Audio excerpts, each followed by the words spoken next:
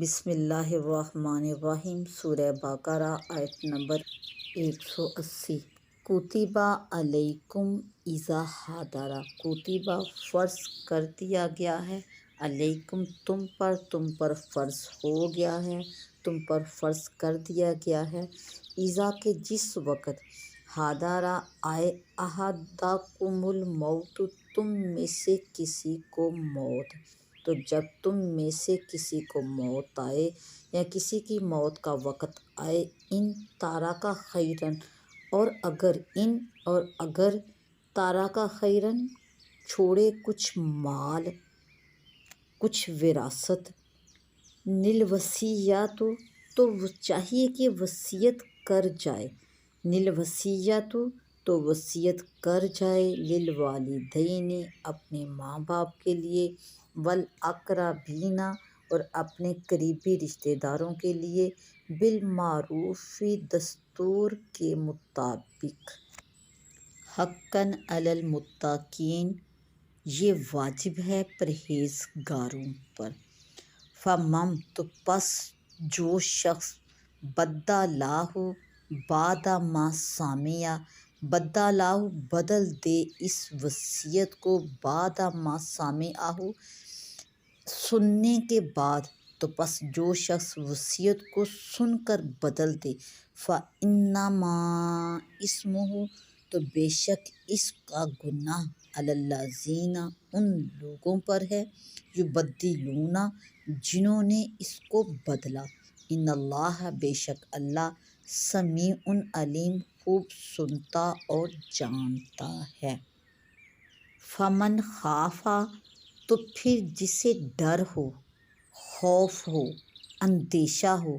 من موص وصیت کرنے والے کی طرف سے، جنفاً کچھ بے انصافی کا، او اثماً یا گناہ کا، فاصلح تو پس وہ صلح کروا دے،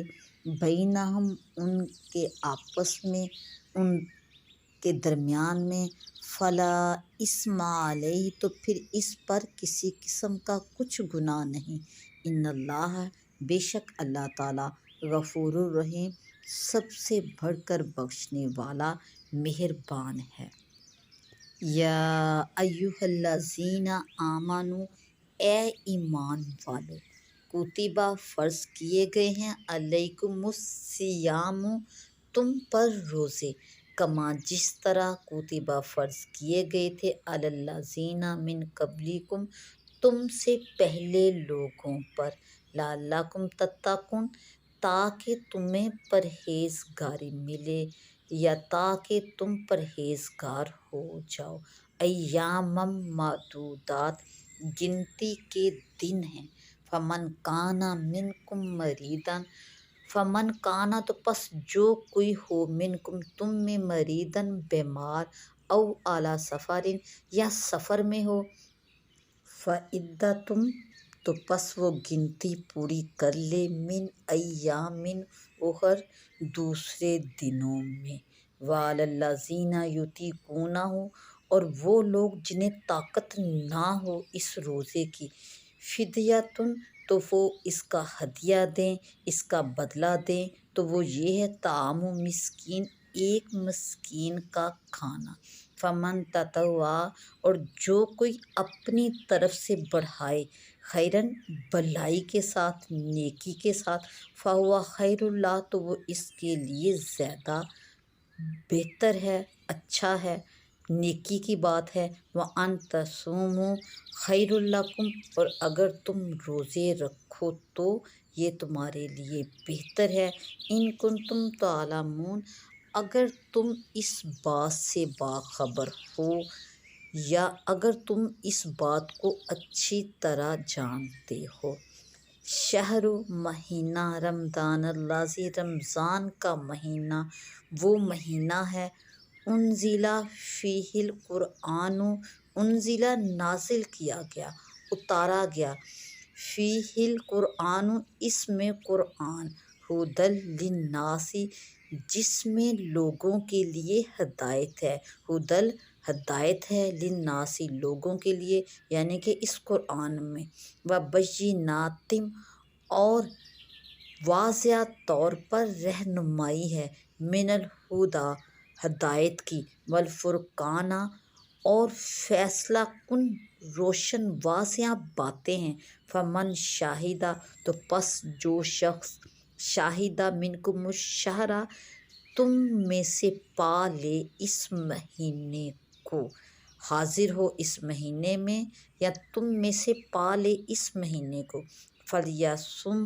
تو پس اسے چاہیے کہ وہ روزے رکھے، ومن کان مریضا او علی سفر تو پس جو کوئی بیمار ہو یا سفر کی حالت میں ہو، فعدۃ من ایام اخر تو پھر وہ دوسرے دنوں میں اس گنتی کو پورا کر لے۔ یرید اللہ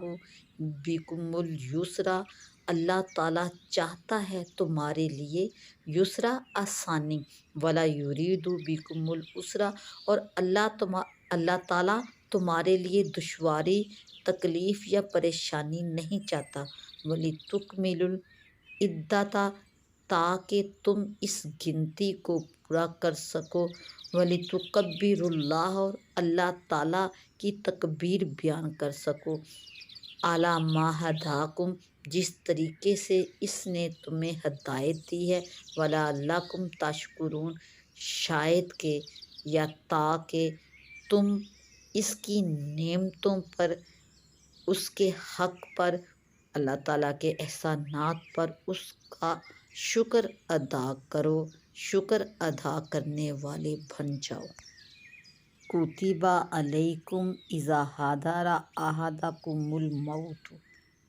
یعنی دستور شریعت کے مطابق عدل کرے اور 1/3 مال سے زیادہ کی وصیت نہ کرے اور محتاجوں پر مالداروں کو ترجیح نہ دے۔ ابتدائے اسلام میں یہ وصیت فرض تھی، جب میراث کے احکام نازل ہوئے تو منسوخ کی گئی۔ اب غیر وارث کے لیے 1/3 سے کم میں وصیت کرنا مستحب ہے، بشرطے کہ وارث محتاج نہ ہوں۔ فَمَن بَدَّلَہُ بَعْدَ مَا سَمِعَ خواہ وصی ہو یا ولی یا شاہد اور وہ تبدیل کر دے اس لکھی ہوئی وصیت میں، یا وہ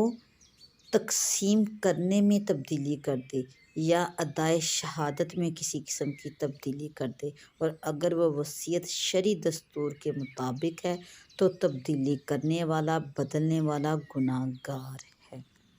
فَمَن خَافَ مِن مُوصٍ جَنَفًا معنی یہ ہیں کہ وارث یا وصی یا امام یا قاضی جس کو بھی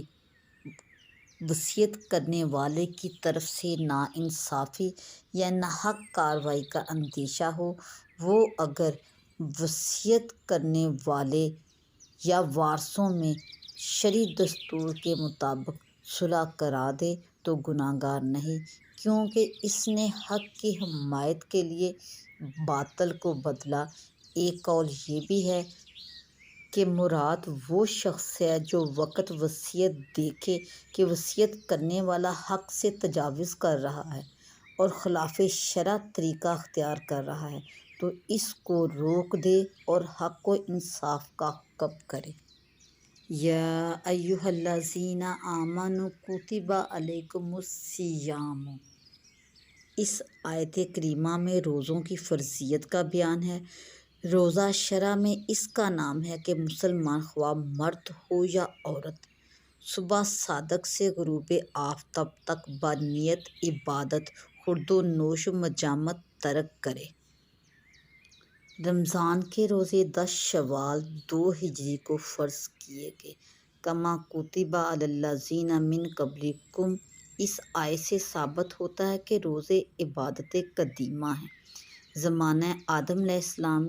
سے تمام شریعتوں میں فرض ہوتے چلے آئے، اگرچہ ایام اور احکام مختلف تھے، مگر اصل روزے سب امتوں پر لازم رہے۔ لعلکم تتقون تاکہ تمہیں پرہیزگاری ملے اور تم گناہوں سے بچو، کیونکہ یہ قصر نفس کا سبب اور متقین کا شعار ہے۔ ایاما معدودات یعنی صرف رمضان کا ایک مہینہ۔ او اعلیٰ سفارن، سفر سے وہ سفر مراد ہے جس کی مسافت 3 دن سے کم نہ ہو۔ اس آیت میں اللہ تعالیٰ نے مریض اور مسافر کو رخصت دی کہ اگر اس کو رمضان المبارک میں روزہ رکھنے سے مرض میں اضافے یا ہلاکت کا اندیشہ ہو یا سفر میں شدت و تکلیف کا اندیشہ ہو تو وہ مرض سفر کے لیے ایام میں افطار کر لے اور بجائے اس کے علاوہ اور دنوں میں یہ گنتی پوری کر لے، یعنی کہ اس کی قضا کرے۔ مریض کو محض وہم پر روزے کا افطار جائز نہیں جب تک ایک تجربہ کار ماہر طبیب دلیل کے ساتھ اسے اس کی رخصت کی اجازت نہ دے۔ جو بالفعل بیمار نہ ہو لیکن مسلمان طبیب یہ کہے کہ وہ روزہ رکھنے سے بیمار ہو جائے گا، وہ بھی مریض کے حکم میں ہے۔ حاملہ یا دودھ پلانے والی عورت کو اگر روزہ رکھنے سے اپنے یا بچے کی جان کا یا اس کے بیمار ہو جانے کا اندیشہ ہو تو اس کو بھی افطار جائز ہے۔ جس مسافر نے طلوع فجر سے قبل سفر شروع کیا اس کو تو روزے کا افطار جائز ہے، لیکن جس نے بعد طلوع سفر کیا اس کو اس دن کا افطار جائز نہیں۔ وَعَلَى الَّذِينَ يُطِيقُونَهُ فِدْيَةٌ طَعَامُ مِسْكِينٍ، جس بوڑھے مرد یا عورت کو زیادہ عمر ہونے کی وجہ سے کمزوری ہو اور روزہ رکھنے کی قدرت نہ رہے اور آئندہ قوت حاصل ہونے کی امید بھی نہ ہو، اس کو شیخ فانی کہتے ہیں۔ اس کے لیے جائز ہے کہ افطار کرے اور ہر روزے کے بدلے فدیہ دے۔ اگر فدیہ دینے کے بعد روزہ رکھنے کی قوت آ گئی تو روزہ واجب ہو گیا۔ اگر شیخ فانی نادار ہو اور فدیہ دینے کی قدرت نہ رکھے تو اللہ تعالیٰ سے استغفار کرے اور اپنے عفو اور تقصیر کی دعا کرتا رہے۔ فَمَن تَطَوَّعَ خَيْرًا فَهُوَ خَيْرٌ لَهُ، یعنی فدیے کی مقدار سے زیادہ دے۔ وَأَن تَصُومُوا خَيْرٌ لَكُمْ، اس سے معلوم ہوا کہ اگرچہ مسافر اور مریض کو افطار کی اجازت ہے لیکن زیادہ بہتر اور افضل روزہ رکھنا ہی ہے۔ شہر رمضان الذی انزل فیہ القرآن، اس کے معنی میں مفسرین کے چند اقوال ہیں۔ یہ کہ رمضان وہ ہے جس کی شان و شرافت میں قرآن پاک نازل ہوا۔ نمبر 2 یہ کہ قرآن کریم میں نزول کی ابتدا رمضان میں ہوئی۔ تیسرا یہ کہ یہ قرآن کریم بتمام رمضان المبارک کی شب قدر میں لوح محفوظ سے آسمان دنیا کی طرف اتارا گیا اور بیت العزت میں رہا۔ یہ اسی آسمان پر ایک مقام ہے، یہاں سے وقتاً فوقتاً حسب اقتضائے حکمت جتنا جتنا منظور الہی ہوا جبرائیل امین لاتے رہے۔ یہ نزول 23 سال کے عرصہ میں پورا ہوا۔ حدیث میں ہے حضور صلی اللہ علیہ وآلہ وسلم نے فرمایا، مہینہ 29 دن کا بھی ہوتا ہے تو چاند دیکھ کر روزے شروع کرو اور چاند دیکھ کر افطار کرو۔ اگر 29 رمضان کو چاند دکھائی دے تو افطار کر لو اور اگر دکھائی نہ دے چاند تو 30 دن کی گنتی پوری کرو۔